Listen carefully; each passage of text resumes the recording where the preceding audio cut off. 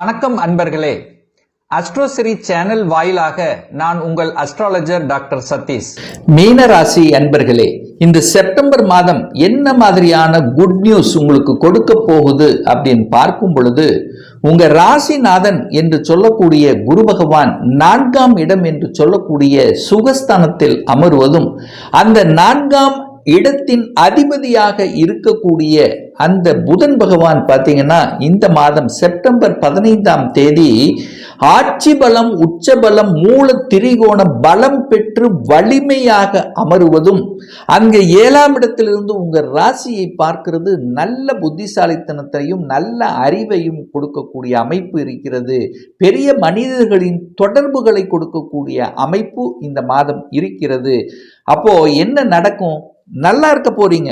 மீனராசி என்பர்கள் நல்லா இருக்க போறீங்கன்னு அர்த்தம் என்னன்னா, பொருளாதாரம் சார்ந்த விஷயத்தில் நல்லா இருக்க போகுது. ஆனா உணர்வுகள் சார்ந்த விஷயத்துல, மனம் சார்ந்த விஷயத்துல தான் சில குழப்பங்கள் உங்களுக்கு வரும். ஏன் வரும் அப்படின்னா, சனி பகவான் உங்க ராசியிலேயே உட்கார்ந்துருக்கார். சனிங்கிறது ஒரு இருட்டு கிரகம். அப்போ சந்திரன், அப்போ நீங்க ராசி மீனராசி என்னாலே சந்திரன் உங்க ராசியிலேயே இருக்கிறார், மீனத்தில் இருக்காருன்னு அர்த்தம். அதன் மேலே இப்ப சனி வந்து உட்காரும் போது, ஒரு இருட்டு கிரகம் வந்து உட்காரும் போது என்ன நடக்கும்? உங்களுக்கு மனதை மறைக்கும், மனம் மட்டும் கஷ்டப்படும், மனக்குழப்பம் அடையும், தெளிவில்லாத தன்மை இருக்கும். ஸோ இப்படி மனம் சார்ந்த விஷயத்துல மட்டும் கொஞ்சம் குழப்பம் இருக்குமே தவிர, பொருளாதாரம் சார்ந்த விஷயத்தில் எந்த பிரச்சனையும் ஏற்படுத்த போவதில்லை. ஸோ அகம் சார்ந்த உணர்வுகள் சார்ந்த விஷயத்துல கொஞ்சம் விட்டு கொடுக்கணும். அப்போ குடும்ப ரீதியாக அந்யோன்யம் சார்ந்த விஷயத்தில் ஒருவருக்கொருவர் புரிந்து கொள்ள வேண்டும், உணர்ந்து கொள்ள வேண்டும். நம்ம குடும்பத்துக்கு தான் அப்படிங்கிற அந்த பொதுநலத்தன்மையை வளர்த்து கொள்ள வேண்டும். அது மட்டும்தான். மற்றபடி உங்களுக்கு வேற எந்த விதத்திலும் பாதிப்புகளை கொடுக்க போவது இல்லை. அப்போ குரு 4ஆம் இடத்தில் இருக்கார், புதன் 7ஆம் இடத்தில் அமர்ந்து வலிமையா இருக்கார். அப்ப கேந்திர அதிபதிகள் குரு 1க்கும் 4க்குரியவன் குரு, அதாவது 1க்கும் 10க்குரியவனான குரு பகவான் 10ஆம் இடத்தை பார்க்கிறதும், 4க்கும் 7க்குரியவனான புதன் பகவான் உங்க லக்னத்தை பார்க்கிறதும் சிறப்பு. 4 பில்லர்கள் வலிமையாக இருக்கின்ற காரணத்தால எவ்வளவு பெரிய அழுத்தம், பிரஷர், டென்ஷன் எதை கொடுத்தாலும் அதை சமாளிக்கக்கூடிய ஆற்றல் என்பதும், அதை செயல்படுத்துவதற்கான யுக்திகளை கையாளுவதும் இந்த மீனராசி என்பவர்களுக்கு சிறப்பை தரக்கூடிய ஒரு நல்ல மாதம் இந்த செப்டம்பர் மாதம். அப்போ புதன் பகவான் வலிமை பெறுகிறார். சூரியனும் புதனும் இணைந்து, புதன் ஆதித்ய யோகத்துடன் சூரியனும் புதனும் இணைந்து உங்க ராசியை பார்க்கக்கூடிய நிகழ்வு இருக்கிறதுனால நல்ல புத்திசாலித்தனம் இருக்கும். வியாபார யுக்திகள் சூப்பரா இருக்கும். அதுவும் இந்த மீனராசி என்பர்கள் இந்த காலகட்டம் தன்னுடைய புத்தியையும் தன்னுடைய அறிவையும் வைத்து செய்யக்கூடிய தொழில்களாக இருந்தால் சூப்பர் அப்படின்னு சொல்லுவேன். கன்சல்டி சார்ந்த விஷயங்கள், கன்சல்டன்சி, தரகு, கமிஷன், இந்த மாதிரியான விஷயங்கள் இருக்கும்போது நல்லது நடக்கக்கூடிய அமைப்பு. பட் தொழில் சார்ந்த விஷயமாக இருக்கும்போது, சொந்த தொழில் செய்யக்கூடிய அமைப்பு இருக்கும்போது கொஞ்சம் யோசிக்கணும். பணம் சார்ந்த விஷயத்தில் யோசிக்கணும்.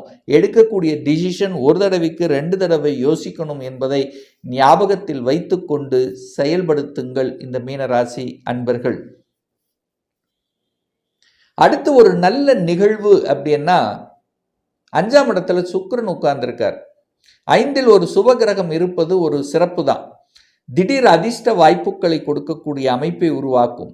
ஏன்னா அந்த சுக்கிரனுங்கிறது 8க்குரியவன், அட்டமாதிபதி. அவர் இந்த 15ஆம் தேதி 6ஆம் இடத்துக்கு வர்றார்.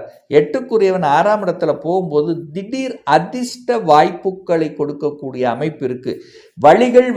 வழிகள் என்று இருந்து கொண்டிருந்தவர்கள், வேதனை என்று இருந்து கொண்டிருந்தவர்கள், கஷ்டங்கள் என்று இருந்து கொண்டிருந்தவர்களுக்கெல்லாம் திடீரென்று அந்த கஷ்டம் விலக்கு கொடுக்கக்கூடிய அமைப்புகளை உருவாக்கும்.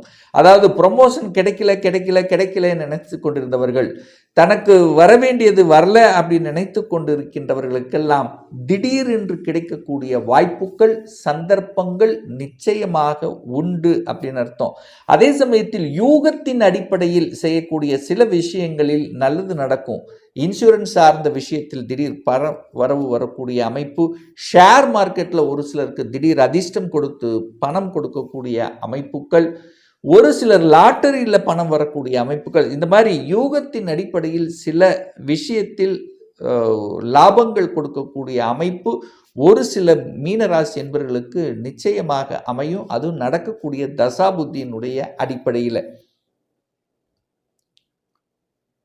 பாக்கியத்தை கொடுக்கக்கூடியவன், அதாவது 2ஆம் அதிபதி 9ஆம் அதிபதியாக இருக்கக்கூடிய செவ்வாய் பகவான் 7ஆம் இடத்தில் அமர்ந்து கொண்டு 2ஆம் இடத்தை பார்க்கிறார். அப்போ 2ஆம் இடத்தை பார்க்கறதுனால என்ன ஆகும்? தனம் கிடைக்கும், பொருளாதாரம் கிடைக்கும், பாக்கியம் கிடைக்கும். ஏன்னா பாக்கியஸ்தானத்துக்கு 11ஆம் இடத்தில் இருக்கு. இது ஒரு நல்ல அமைப்பு. அடுத்து பாருங்க, செவ்வாய் பகவான் 8ஆம் இடத்துல வந்து அமர்றார். 2க்குரியவன் 8. 2 என்பது குடும்பம், 8 என்பது ஒரு வழி. அப்போ குடும்பம் ஒரு வழியை சந்திக்கிறதுன்னு அர்த்தம். அப்போ என்ன அர்த்தம்? விட்டு கொடுக்கணும் அப்படிங்கிறத ஞாபகத்தில் வைத்துக் கொள்ளுங்கள். ஏன் இதை சொல்றேன்னா, 2ஆம் அதிபதி 8ல் போய் மறைகிறது. 8ல் போய் மறையும் போது அங்கே ஒரு வழியை குறிக்கிறது. ஆனால் அதே சமயத்தில் குருவினுடைய பார்வை இருக்கு. அப்போ சமப்படுத்தப்படுகிறதுன்னு அர்த்தம். அப்போ சண்டையிட்டு கொள்வீர்கள், அதுக்கப்புறம் சமாதானம் ஏற்படுத்தி கொள்வீர்கள். அதுக்கு நான் என்ன சொல்றேன்? சண்டையிட்டு கொள்ளாத மாதிரி இருந்துக்கிறது நல்லது. விட்டு கொடுத்து போங்க, நம்ம குடும்பம் தான். ஏன்னா இப்போ ஜென்ம சனி அல்லவா, மனதை மறைத்து என்னைக்கோ நடந்த விஷயங்களை இப்போ எதையாவது ஒன்று பேசி குழப்பி, அல்லது 3ஆம் நபர்கள் உங்கள் குடும்ப விஷயத்துக்கு உள்ளே வந்து எதையாவது குழப்பி உங்களை திசை திருப்பி உங்களுக்குள்ள ஒரு சண்டை மூட்டக்கூடிய நிகழ்வு இருக்கிறதுனால 3ஆம் நபர்களை உங்கள் குடும்ப விஷயத்தில் அனுமதிக்க கூடாது. உங்கள் ரகசியங்கள் எதுவாக இருந்தாலும் அது வெளியே சொல்லக்கூடாது என்பதை ஞாபகத்தில் வைத்துக் கொள்ளுங்கள் இந்த மீனராசி அன்பர்கள். சார், படிப்பு சார்ந்த விஷயங்கள் எப்படி இருக்கும் அப்படின்னு கேட்டிங்கன்னா, நிச்சயமாக நல்லா இருக்கும். படிப்பில் எந்த ஒரு குறை இல்லை. என்ன குழப்பம் இருக்கும்? காலையில் ஸ்ட்ராங்காக இருப்பீங்க, இதை படிக்கணும் அதை படிக்கணும் இருப்பீங்க, சாயந்தரத்தில் அடித்த மாதிரி இருக்கும். ஸோ இந்த மாதிரி மனம் மட்டும்தான் உங்களுக்கு ஒரு குறை அப்படிங்கிறத தவிர மற்றபடி இல்லை. உங்கள் முயற்சியால், உங்கள் தன்னம்பிக்கையால் வெற்றி பெறக்கூடிய அமைப்புங்கிறது இந்த மாதம் உண்டு. தன்னம்பிக்கைக்கு காரக கிரகமான சூரியன் உங்கள் ராசியை பார்க்கறதுனால மனசை மட்டும் கீழே இறக்காதீங்க, தன்னம்பிக்கையோடு செயல்படுங்கள். வெற்றி நிச்சயம் இந்த மீனராசி அன்பர்களுக்கு. சார், குழந்தை பாக்கியம் கிடைக்குமா இந்த காலகட்டம்? நிச்சயமாக உண்டு, அதில் எந்த மாற்று கருத்து இல்லை. குழந்தை பாக்கியத்துக்கு காரண கருத்தாவாக இருக்கக்கூடியவர் சந்திரன், 5க்குரியவன். 5 குழந்தை ஸ்தானம். அது எங்கே உட்கார்ந்துருக்கார்? இந்த செப்டம்பர் மாதம் 1 தேதியிலே தனுசுல உட்கார்ந்துருக்கார், குரு வீட்டில் உட்கார்ந்துருக்கார். அங்கே குரு பார்வை இருக்கு. குழந்தை காரகன் குழந்தை ஸ்தானத்தை பார்க்கக்கூடிய அந்த ஸ்தான அதிபதியான சந்திரனை பார்க்கக்கூடிய நிகழ்வு இந்த மாதத்தினுடைய தொடக்கமே இருக்கிறதுனால குழந்தை பாக்கியத்துக்கு எந்த குறை இல்லை இந்த மீனராசி அன்பர்களுக்கு.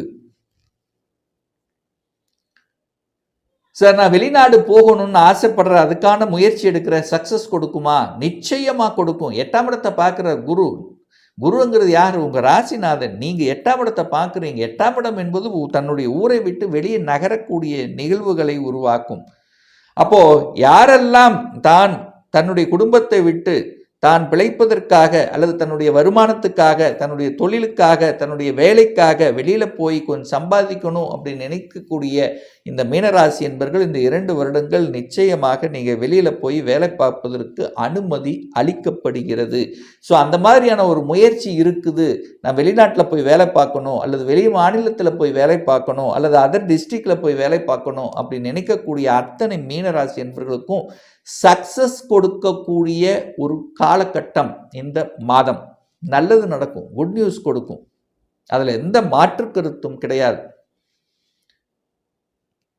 ஒரு நல்ல தெய்வ வழிபாடு இந்த மாதம், செப்டம்பர் மாதம் அப்படின்னு எடுத்துக்கிட்டிங்கன்னா, நிச்சயமாக குலதெய்வ அருள் ஒன்று அமாவாசை நாள் அல்லது பௌர்ணமி நாள் சென்று வழிபடுவது ரொம்ப ரொம்ப நல்லது. கண்டிப்பாக ஒரு 2 மாதம் 3 மாதங்களுக்கு குலதெய்வத்தை கண்டினியூஸாக போயிட்டு வாங்க. உங்கள் மனசு, எண்ணம், செயல், சிந்தனை சிறப்பு பெறும். இது நம்பர் 1. அடுத்த வழிபாடு, உங்கள் ராசிநாதனுடைய ஜெயந்தி வருகின்ற செப்டம்பர் மாதம் 4ஆம் தேதி நடக்க இருக்குது. வியாழக்கிழமை வருது. அன்னைக்கு கண்டிப்பாக நீங்கள் போய் தட்சிணாமூர்த்தியோ அல்லது நவ கிரகங்களில் இருக்கக்கூடிய குரு பகவானோ அல்லது ஏதாவது ஒரு குரு ஸ்தலத்துக்கு சென்று வழிபட்டீர்கள் என்றால் நிச்சயமாக இந்த மீனராசி என்பர்களுக்கு நல்லது நடக்கும். முதல்ல உங்க மனசு நல்லா இருக்கும் அப்படிங்கிறதுல எந்தவித மாற்று கருத்தும் கிடையாது.